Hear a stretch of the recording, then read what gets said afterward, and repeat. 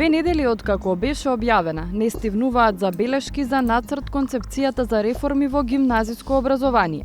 Што тоа значи мајката на сите науки да ја ставиш да биде изборна? Како, од каде мислиш да почнеш и на каде мислиш да завршиш, да одиш?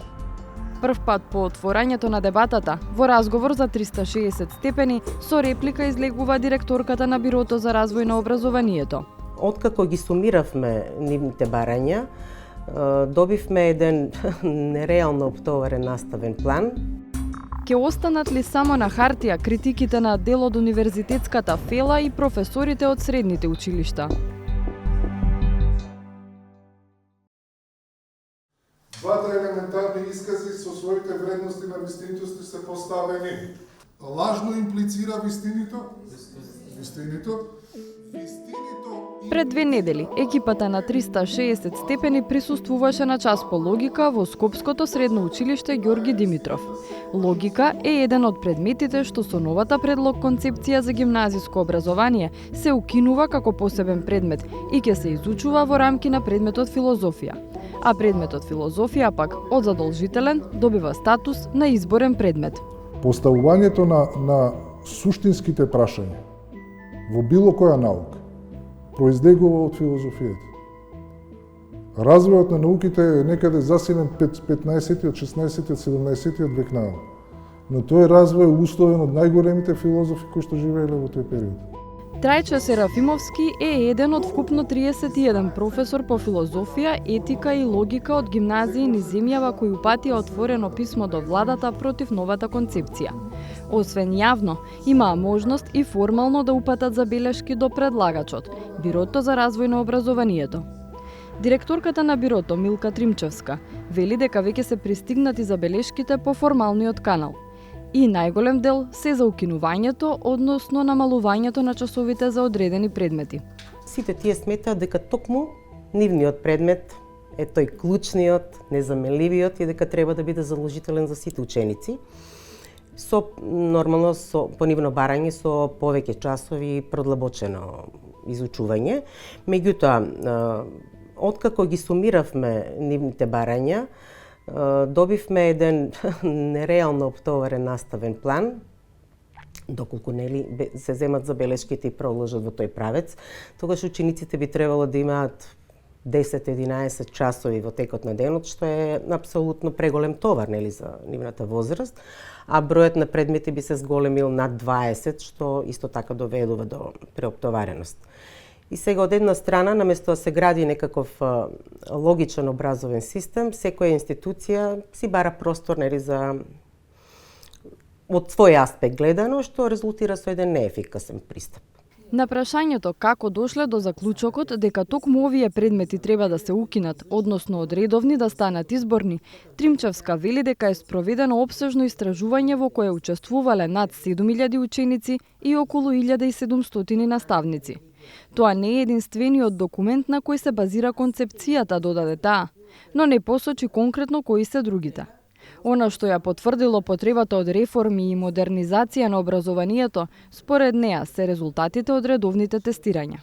Резултатите од меѓународните тестирања, резултатите од државната матура, кои континуирано покажуваат дека нашите ученици имаат слаби постигање, особено во делот на критичкото размислување, примената на знаењата, на интердисциплинарните вештини слично. Значи, ова не е само изолиран случај кој што го дискутираме, туку на ова се искажуваат своји мислења универзитетски професори кои што во многу наврати наведуваат дека генерациите кои што во последните години доаѓаат како брцуши на факултет, доаѓаат неподготвени во клучните знаења и академските вештини.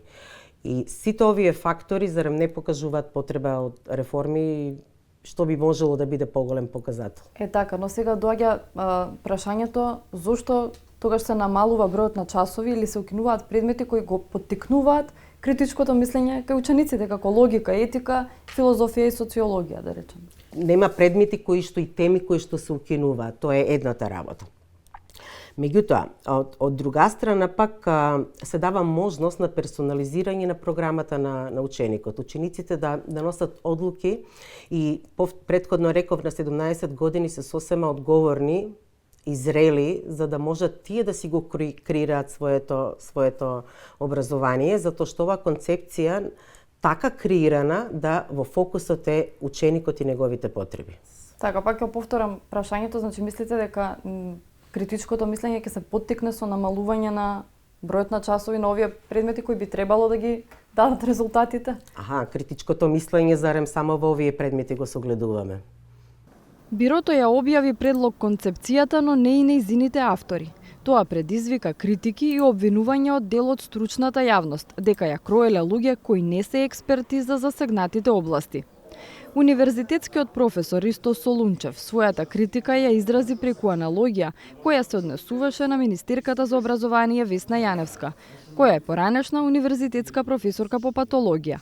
Во некој хипотетичко време и во некоја паралелна галаксија станувам јас министер и одам на медицинскиот факултет и сметам дека треба да се направи реформа на програмата. Само доволно да се повикам на флоскули, модернизација и такво нешто. И отидам таму и кажам, нема потреба од патологија предметот. Затоа што претходно има патолошка физиологија. И сега, го тргате предметот патологија, а патолошка физиологија го ставате во изборен предмет и сметате дека патолошка физиологија како изборен предмет може да ги покрие клучните компоненти на предметот патологија. На тоа изгледа ова.